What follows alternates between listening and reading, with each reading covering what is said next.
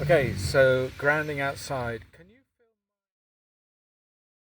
So we put the negative in the ground, put it in properly, so we get a real potential difference reading. Okay, we have the minus into the earth, and we're reading the potential difference of DC current outside. So Simonetta is about to touch. What are you going to do? I'm going to touch it. Yeah. Have we got a reading?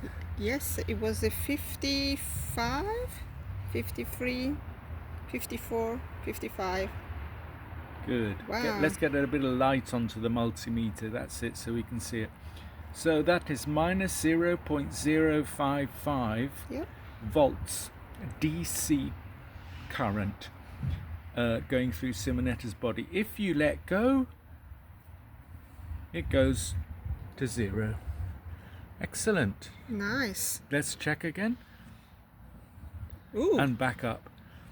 55, 57, 58. Okay, thank you, Simonetta. That really proved something. Negative electrons, healing, coming into our bodies. It's wonderful.